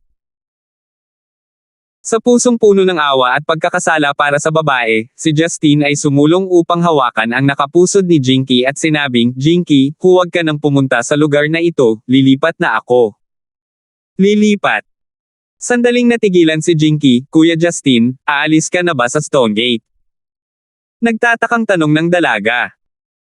Nag-isip sandali si Justin, at piniling magsalita ng totoo, hindi, kakaasawa ko lang, at lilipat na ako sa asawa ko. Mananatili pa rin ako sa Stonegate. Biglang namutla ang mukha ni Jinky at nagsimulang lumutang ang ilang luha sa ibabaw ng kanyang magagandang mata, ngunit agad niyang itinuro ang kanyang ulo upang panasan ito. Mula pa lamang sa kanyang nanginginig na mga balikat, maiintindihan ng sino man na nawala ang kanyang kalmado. Matapos magbahagi ng ilang oras sa malalim na katahimikan ng dalawa, itinaas ni Jinky ang kanyang ulo na may pulang mata, at nagpakita ng isang malakas na ngiti, Congratulations, Kuya Justin. Hipag siya. Dapat maganda talaga. Medyo nanginginig din ang puso ni Justin, ngunit ang panandaliang sakit ay mas mabuti kaysa sa pangmatagalang sakit.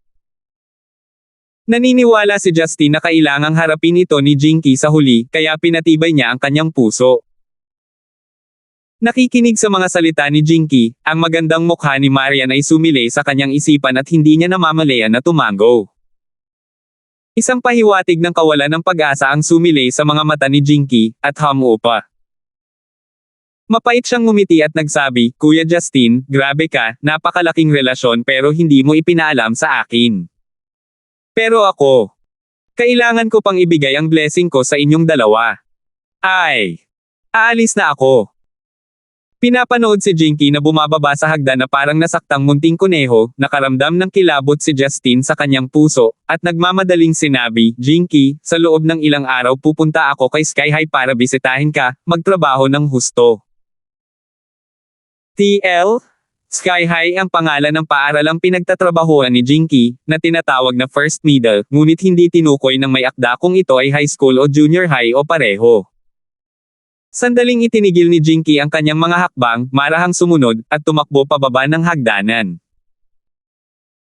Naghihintay hanggang sa umalis si Jinky ng ilang oras, si Justine pagkatapos ay naglabas ng sigarilyo mula sa kanyang bulsa, sinindihan ito, marahas na huminga ng ilang hininga.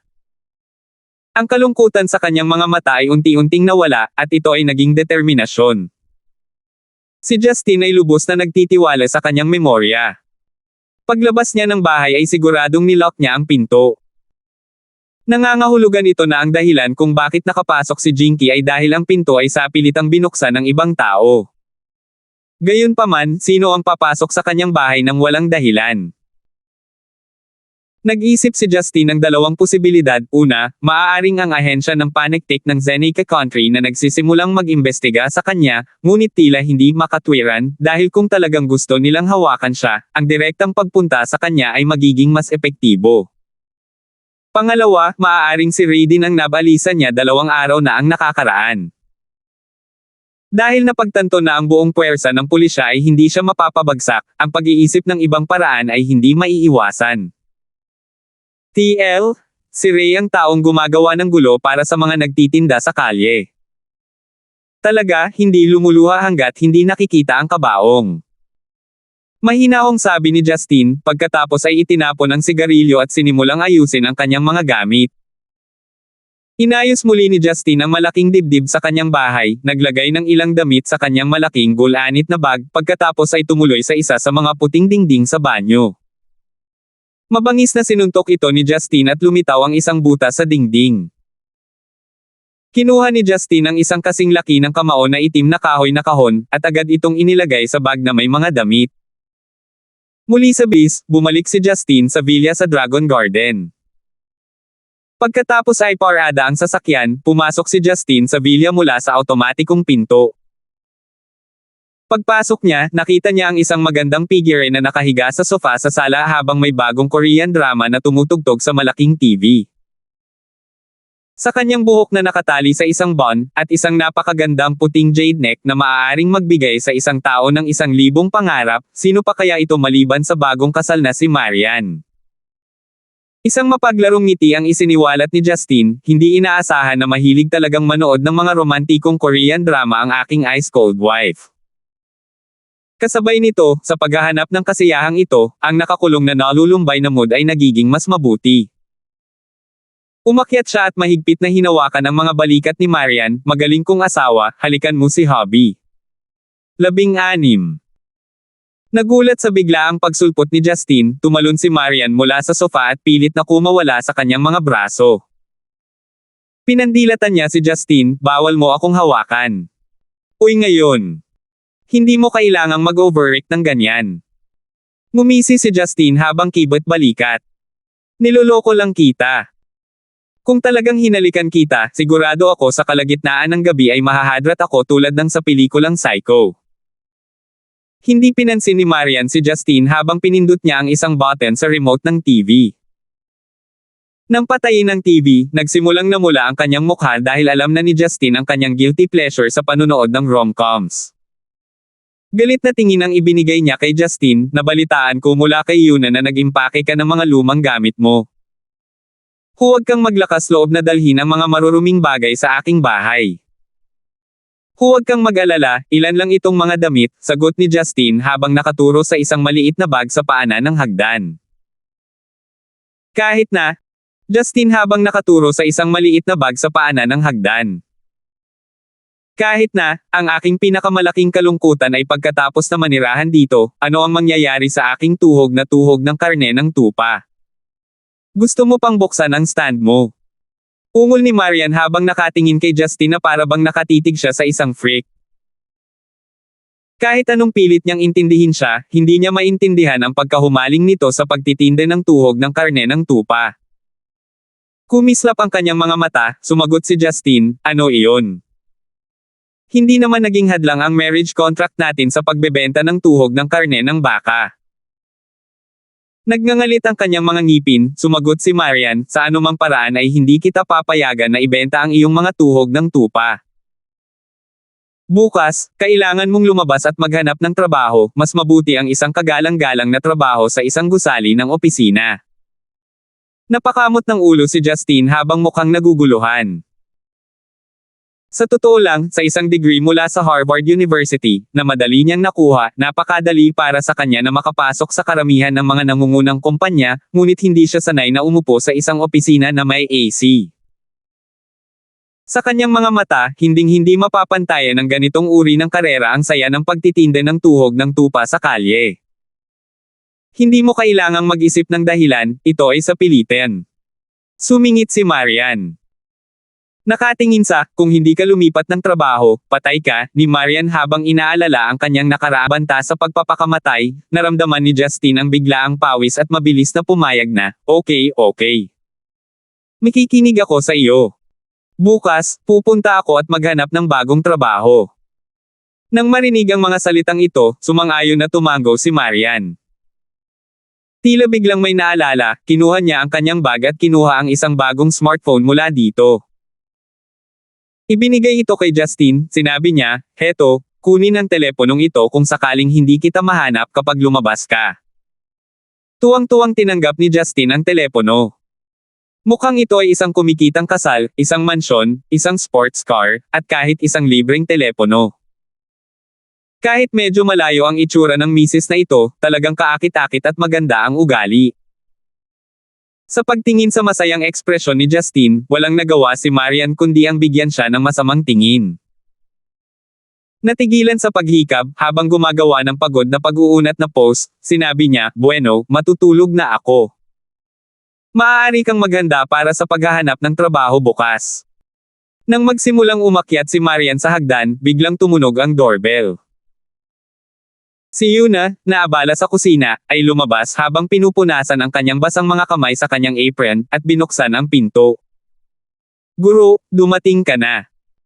Nang marinig ni Yuna na sinasabi ni Master, biglang namutla ang mukha ni Marian habang matikas siyang lumingon upang tingnan ang nasa katanghaliang gulang na lalaking naglalakad papasok ng bahay. Nakasuot ng dark blue shirt ang mature na lalaki habang naglalabas ng pinong aura sa kanyang well-shaved na balbas. Ang tanging paraan na masasabi mo sa kanyang edad ay sa pamamagitan ng mga kulubot malapit sa kanyang mga mata, at ang hindi mabilang na mga hibla ng puting buhok. Malinaw na masasabi na siya ang ama ni Marian sa kanyang hitsura lamang. Sa parehong sandali na pumasok si Kevin Lysander mula sa pinto, ang kanyang ekspresyon ay naging sobrang pangit. Sa pamamagitan ng dagger looks kay Marian, mabilis niyang iniwas ang tingin sa paligid at sumulyap kay Justine. Ama! Mahinang tawag ni Marian. Ang pagdating niya ay hindi nakapagtataka. Para siyang estranghero na walang nararamdaman. Ama! Malamig na tumawa si Kevin, sa iyong mga mata, nakikita mo ba ako bilang isa? Nang walang anumang babala, pinakasalan mo lang ang kakaibang brute na ito. Nakikita mo ba ako bilang isang ama? Ang dagandong ni Kevin ay naging sanhi ng pagyanig at pag-echo sa buong silid.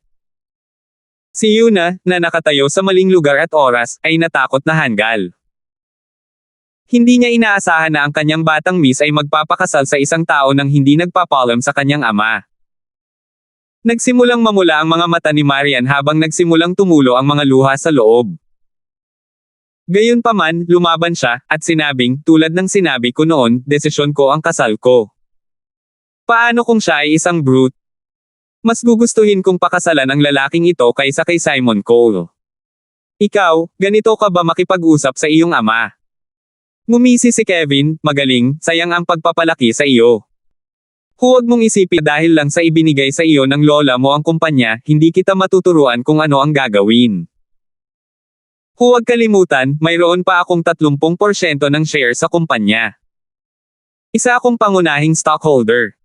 Higit sa lahat, ako ang iyong biolohikal na ama. Ama! Kinagat ni Marian ang kanyang mga labi at umiyak, mula noong bata pa ako, tanging nanay at lola lang ang nasa tabi ko.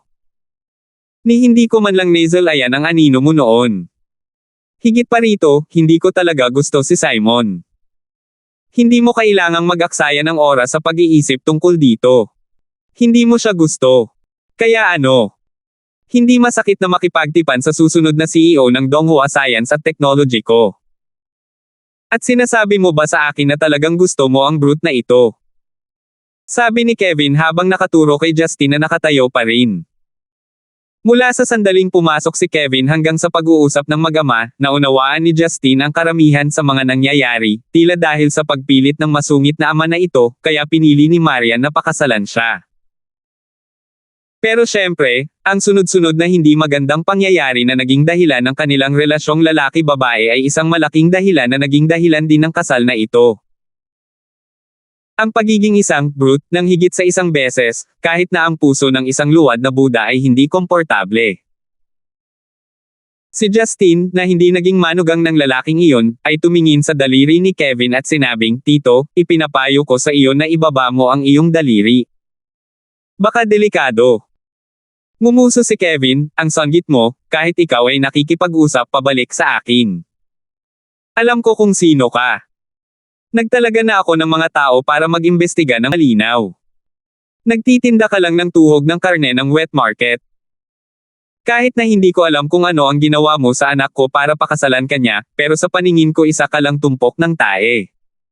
Hoy! Anong ginagawa mo?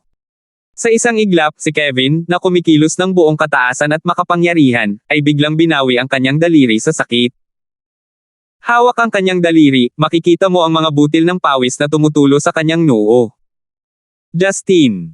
Ikaw. Malinaw itong nakita ni Marian. Agad na lumabas ang kamay ni Justin at kinurot ang pinalawak na daliri ni Kevin. At saka mabilis na binawi ang daliri niya na para bang hindi siya gumagalaw. Nagpakita si Justin ng kalmadong ekspresyon, at lumingon siya kay Marian habang ngumisi, "Hindi naman seryoso, ayoko lang kapag tinuturo ako ng mga tao at minumura ako. Lalo na nung pinayuhan ko na sila na wag na." Nabali ang daliri niya. Aabutin ng humigit kumulang 10 araw hanggang 1 buwan bago gumaling. Kung siya ang nauna, ngayon lang, nabalian na ang ulo ng lalaking iyon. Pinigilan ni Kevin ang sakit at umungol ng, "Maghintay ka lang bastard. Hindi kita hahayaang mamatay ng mapayapang kamatayan. Hahanap ako ng taong haharap sa'yo." Ama! Tumigil ka na sa pagsasalita. Anong nangyari sa kamay mo? Bagamat kinasusuklaman ni Marian ang kanyang ama, ang dugo ay mas makapal kaysa tubig. Sa sandaling ito, habang tinitingnan ang masakit na ekspresyon ni Kevin, lumambot ang puso ni Marian habang nakasquat siya para tulungan siyang suportahan. "Ikaw na puta. Huwag mo akong hawakan." Napasigaw si Kevin nang bigla niyang itabi si Marian, ibinagsak siya sa lupa. "Ama! Ikaw," namutla ang kutis ni Marian, dahil hindi siya makapaniwala na tatawagin talaga siyang slut ng kanyang ama. Nanlalabo ang mga mata ni Marian nang mahihimatay na siya. Sa sulok, lumuluha na si Yuna, ngunit hindi ito ang lugar niya para magsalita ang isang katulong. Gayunpaman, nang makita si Marian na umiiyak sa lupa, mabilis siyang umakyat upang aliwin siya. Napaatras si Kevin habang nakatitig kay Justin. "Bata, tandaan mo kung paano mo ako sinaktan. Ako, si Kevin, ay sisiguraduhin na hindi mo mauunawaan ang iyong kamatayan." Nang mapansin ni Justin si Marian na tumabi sa kanya, naramdaman ni Justin na hindi sinasadyang kinurot ang kanyang puso. Gaano man siya kalamag sa panulat at papel, siya pa rin ang legal na asawa ni Justin. Nagsimulang mamuo ang galit sa loob niya. Habang ang mukha ni Justin ay tila kalmado, tanging ang kanyang mga labi lamang ang nagtaksil sa kanyang kilos, kung saan ang mga ito ay yumuko at nagpapakita ng mapang-asar na tingin. "Isang beses ko lang ito sasabihin. Hindi ako umiikot para maghanap ng gulo. Hindi ko alam kung ano ang nangyari sa pagitan mo at ng aking asawa, at wala akong pakialam na malaman. Pero may prinsipyo ako. Ayaw kong pinagbantaan." Nang hindi na hinintay ang reaksyon ni Kevin, isang napakabilis ng kidlat na palad ang tumama sa kaliwang pisngi ni Kevin. Pa! Natahimik ang buong sala nang magsimulang umalangaw-ngaw ang malutong na tunog sa paligid. Noon lang, ang kamakailang nakatayong si Kevin ay sinampal ng walang malay ng isang tama. "Young Master. Tungkol dito. Nautol na sabi ni Yuna nang hindi niya napansin ang napakalakas na lakas ni Justin. Paano natin haharapin ito? Tingnan mo itong kaguluhan. Para naman kay Marian, bumagsak na siya sa yakap ni Yuna habang pinagmamasdan niya ang mga nakaraang kaganapan ng walang bahid ng pag-aalala. Sinabi ni Justin sa walang pakialam na tono, Yuna, alagaan mo lang si Marian. Hayaan mo akong harapin ang tanggang baboy na ito. Pagkatapos sabihin ang mga salitang iyon, kinuha ni Justin si Kevin mula sa lupa at kinaladkad siya palabas ng bahay. Matapos makalakad ng kaunting distansya, dumating si Justin sa dumpster site, bahagyang itinapon si Kevin doon, at pagkatapos ay isinara ang bakal na takip. 17. Kinalas ni Marian ang kanyang nakaband na buhok at hinayaan ang malambot at makinis na buhok na bumagsak sa kanyang walang katulad na maganda at malambot na mukha. Gayunpaman, sa magandang mukha na iyon ay isang mapatla at pagod na ekspresyon na pumukaw ng awa para sa kanya. Habang pinapanood si Justin na pumasok, itinaas ni Marian ang kanyang ulo na may masalimuot na emosyon, hindi niya tinanong kung paano hinarap ni Justin si Kevin, at sa halip ay nagpakita ng isang ngiti ng panlilibak sa sarili, naging biro ako sa iyo, tama, mayroon akong ganoong ama, mayroon akong isang biro ng isang pamilya, nakikita mo ba ako na lubhang nakakaawa, nakikiramay ka ba sa akin sa iyong puso? Huwag mo akong karamay. Hindi ko kailangan ng murang simpatiya ng sinuman, lalo na sa iyo. Sinong may sabing naaawa ako sa iyo? Tumawa si Justin, naglabas ng sigarilyo mula sa kanyang bulsa, at nasiyahan sa hininga ng usok. Bawal kang manigarilyo sa harap ko. Sumimangot si Marian, at malungkot na ikinaway ang kanyang kamay para mawala ang usok sa kanyang harapan. Nagbingi-bingihan si Justin sa kanya, at nagsinungaling sa malaking sofa sa gilid, itinaas ang kanyang ulo para manigarilyo at sinabing, gusto ko lang payuhan, babalaan ka, na huwag magpakita sa akin ng ganoong kaawa-awang tingin. At least, alam mo kung sino ang iyong mga magulang, at nakatanggap ka ng pagmamahal mula sa iyong mga nakatatanda noon. Hindi man ganoon kainit ang pamilya mo, pero at least may pamilya ka. Isa pa, ipinanganak kang ganito kaganda, hanggang sa punto na maging paksa ng atensyon ng mga tao saan ka man magpunta, hindi nag-aalala tungkol sa pagkain o damit mula nang ipinanganak, nagmamaneho ng mga magagarang sasakyan sa murang edad, mayroon ka ng lahat ng gusto mo. Imposible para sa iyo na maunawaan, isang taong hindi alam kung sino ang kanyang mga magulang, o kung saan siya nanggaling, isang taong wala, at kung ano ang mararamdaman niyan. Biglang narinig ang ganoong mga salita, natigilan si Marian, sa unang pagkakataon, si Marian ay seryosong tumitig sa pares ng mga mata ni Justin, ang mga mata na iyon ay nagpahayag ng kalungkutan at kalungkutan, kaya ang puso ni Marian ay walang kamalay-malay na pinaikit ang sarili.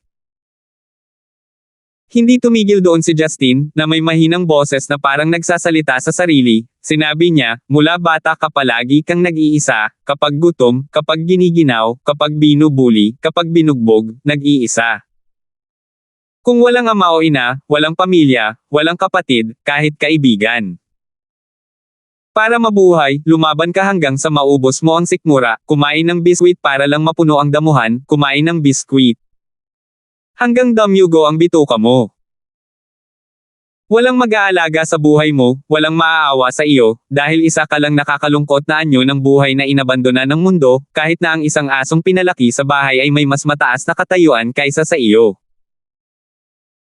Nakikinig sa mababa at paos na salaysay ng lalaki, muling namula ang mga mata ni Marian, hindi para sa kanyang sarili, kundi para sa kalunos-lunos na anyo ng buhay na iyon. I'm sorry. Ibinaba ni Marian ang kanyang ulo, at mahinang sinabi, hindi ko alam na napakahirap ng iyong pagkabata. Ibinaba ni Justin ang kanyang ulo, at unti-unting ipinakita ang karaniwang walang disiplina ng ngiti, aking bat-ihing asawa, ginawa ko ito, talagang naniwala ka. Ikaw. Itinaas ni Marian ang kanyang ulo, nalulungkot lang siya para sa kanya, pagkatapos ay sinabi talaga ng rogue na ito na ginawa niya ito, agad na nagalit si Marian, paano ka magiging ganyan? Hehe, tingnan mo, ang galit na mukha na ito ay mas maganda kaysa sa umiiyak mong mukha kanina. Pinuri ni Justin. Nakaramdam si Maria ng init sa kanyang puso, naunawaan niya na ginawa ito ni Justine upang ilihis ang kanyang atensyon at alisin ang kalungkutan, ngunit hindi siya makapagsalita ng anumang mga salita ng pasasalamat. Tumingin siya kay Justine na parang walang nangyari, dahil nagsisinungaling ka sa akin, kung gayon nasaan ang iyong mga magulang. Ang aming kasal ay sa pamamagitan lamang ng kontrata, ngunit kung biglang lumitaw ang iyong mga magulang, ang mga bagay ay magiging komplikado.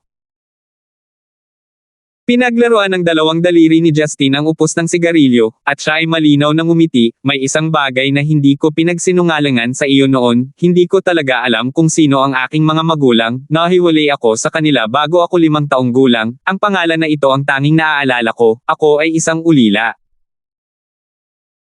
Nang marinig na binanggit ni Justine na siya ay isang ulila, nakaramdam si Maria ng pagkaasim sa kanyang puso, bigla niyang naisip na aliwin siya, ngunit hindi niya alam kung paano, nagpupumiglas sa loob, tumango siya, pagkatapos ay nanatiling tahimik. Pagkaraan ng saglit na pananahimik ng dalawa, sa wakas ay nagsalita si Marian, Justine, may ilang bagay na kailangan kong linawin sa iyo, pagkatapos ng lahat na pumirma kami ng kontrata, may karapatan kang malaman ang mga dahilan kung bakit nangyari ang sitwasyong ito. Sumimangot si Justine at sinabing, pinag-uusapan mo ba ang tungkol sa hanggal na baboy na iyon ng isang ama na pinipilit kang pakasalan? Bawal mong tawagin ang aking ama na isang hanggal na baboy. Medyo naiinis si Marian, kung siya ay baboy, hindi ba ako ay baboy din? Hehe, napakaganda ng maliit na Marian ng pamilya ko, kahit baboy siya ang cute at mabango. Ikaw ang baboy. Pinaikit ni Marian ang kanyang mga mata, nang walang anumang galit, bumalik siya sa orihinal na paksa na nagsasabing, hawak ng tatay ko ang 30% ng mga stock ng kumpanya, at siya ay isang pangunahing shareholder, pangalawa lamang sa akin, ngunit hindi ito ang pangunahing punto, pagkatapos ng lahat bago pumanaw ang aking lola ay ibinigay niya ang 60% ng mga stock sa akin, ako ang may ganap na kontrol sa kumpanya. Gayunpaman, sa mga kamay ng aking ama, mayroong pagmamay-ari ng isang lumang vilya. Mahalaga ba sa iyo ang lumang vilya na iyon? Nagdududang tanong ni Justine. Napakahalaga. Nagpakita ang mga mata ni Maria ng magandang paggunita, sa aking pagkabata, ang aking lola at ina lang ang sumama sa akin, doon ako lumaki. Ang kasal ng nanay at tatay ko ay para lang sa pera at tubo, hindi mahal ng tatay ko ang nanay ko, playboy siya, hanggang ngayon ay ganoon pa rin siya. Matapos sabihin ang lahat ng ito, ang mga mata ni Marian ay nagpakita ng mga bakas ng pagkasuklam, bagaman siya ay wala sa bahay araw-gabi, siya pa rin ang may-ari ng bahay. Naturally, nang mamatay si Lola, hindi na niya ako pinayagang bumalik, at dahil nabubuhay siya sa karahasan, halos maubos ang kanyang pananalapi, at naghahanda siyang ibenta ang vilya. Anong kinalaman nito sa kasal natin? Boring na tanong ni Justine. Malamig na inilibot ni Marian ang kanyang mga mata kay Justine, gusto kong bawiin ang vilya mula sa kanya, ngunit ayaw niyang ibigay ito sa akin, nag-alok ako ng mas mataas kaysa sa presyo ng merkado, at hindi pa rin niya ito gustong ibenta sa akin. Isa lang ang kondisyon niya, ang ipapakasal ako sa young master ng pamilya ko. Malinaw na nakatanggap siya ng mga benepisyo mula sa pamilyang ko. Kailangan pang ang gumamit ng pamimilit ang ama para pakasalan ang anak, sa palagay ko hindi siya tanga, kahit baboy ay mas cute sa kanya. Seryosong umiling si Justine. Walang pakialam si Marian sa reaksyon ni Justine, at nagpatuloy sa, ang Simon ng pamilyang Cole ay palaging nanggugulo sa akin, ngunit hindi ako handang sumalungat sa pamilya Cole, tutal ang pamilya Cole ay isa sa nangungunang 5 pinakamalakas na pamilya sa Stonegate, hindi namin kayang saktan sila, sa makatuwid. Kaya't nagpasya kang pakasalan ako, inalis ang brat ng pamilyang Cole na iyon mula sa pagkakaroon ng higit pang mga ideya, unang lampasan ang balakid na iyon, pagkatapos ay nag-iisip ng paraan upang mabawi ang real estate mula sa iyong hanggal na baboy ng isang ama. Tama. Pagod na tumango si Marian, nitong mga nakaraang araw, ang kanyang isip ay nagulo sa problemang ito. Isang binibini na nasa 20s lang, ay dinadala na ang napakabigat na pasanin. Bumantong hininga si Justine at sinabing, Jess, ang ideya mo na ito ay nakakapagpagaling ng mga sintomas ngunit hindi sa sakit, sa huli ay kailangan mo pa ring harapin ang panggigipit mula sa pamilya Cole at ng iyong ama, na Ang bastos na bagay na iyon.